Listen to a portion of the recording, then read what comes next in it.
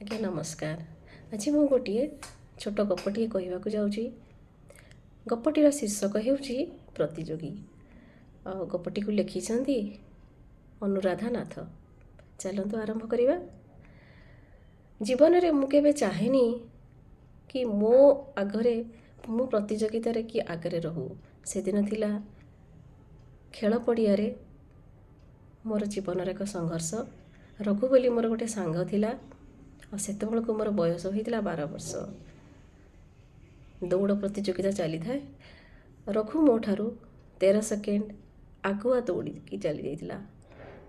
ତ ମୁଁ ସେଟା କେବେ ବି ବରଦାସ୍ତ କରିପାରିଲିନି। ମୋତେ ଭଲ ଲାଗିଲା ନାହିଁ କି ମୁଁ ପ୍ରତିଯୋଗୀ ହିସାବରେ ସବୁବେଳେ ପଛୁଆ ରହିବି ଆଉ ମୋର ସାଙ୍ଗ ରଘୁ ମୋ ଠାରୁ ଆଗରେ ରହିବ। ଜୀବନର ସବୁ ପ୍ରତିଯୋଗିତାରେ ମୁଁ ସବୁବେଳେ ଆଗୁଆ ରହିବାକୁ ଚାହେଁ।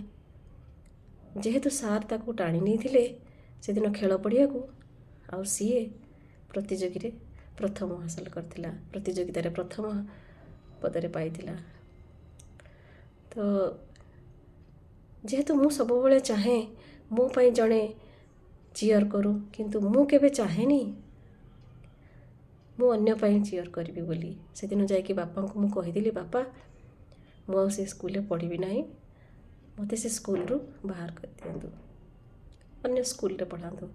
ବାପା ମୋ କଥା ଜିଦ୍ଦି କରିବାରୁ ଅନ୍ୟ ସ୍କୁଲରେ ମୋର ଆଡ଼ମିସନ୍ କରିଦେଇଥିଲେ। ରଘୁ ମଧ୍ୟ କିଛି ବର୍ଷ ପରେ ସେ ସ୍କୁଲ ଛାଡ଼ିକି ଗାଁକୁ ଚାଲି ଯାଇଥିଲା। ପରେ ତା'ର ବାପାଙ୍କର ମଧ୍ୟ ମୃତ୍ୟୁ ହୋଇଯାଇଥିଲା। ଆଉ କିଛି ବର୍ଷ ପରେ ଯେତେବେଳେ ମୁଁ ତାକୁ ଭେଟିଲି, ସେ ଗୋଟିଏ ସର୍କସରେ କାମ କରୁଥିଲା। ଆଉ ସେଦିନ ସର୍କସରେ ସମସ୍ତଙ୍କର ମନୋରଞ୍ଜନ ନିମିତ୍ତ ଜୀବନକୁ ସଂଘର୍ଷ କରି ସେ ବହୁତ କିଛି ଦେଖାଉଥିଲା।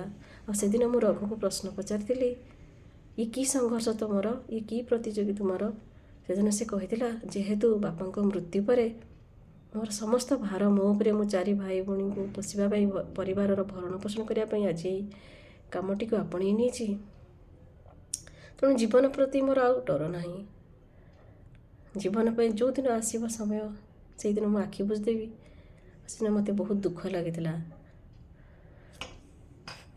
ସେଦିନ ମୁଁ ଦୁଃଖରେ ଚାଲି ଆସିଥିଲି ଆଉ କହିଲି, ରଘୁ ସେଦିନ ମୋର ପ୍ରତିଯୋଗୀ ହିସାବରେ ଖେଳ ପଡ଼ିଆରେ ପ୍ରତିଯୋଗିତା କରିଥିଲା, ଆଉ ଆଜି ଜୀବନ ସଂଗ୍ରାମରେ ସେ ପ୍ରତିଯୋଗୀ ହୋଇଯାଇଛି। ଜୀବନ ସହିତ ସେ ଖେଳୁଛି। ଆଜି ତା'ର ପ୍ରତିଯୋଗୀ କେହି ନାହାନ୍ତି, କିନ୍ତୁ ଜୀବନ ସହିତ ସେ ଖେଳୁଛି।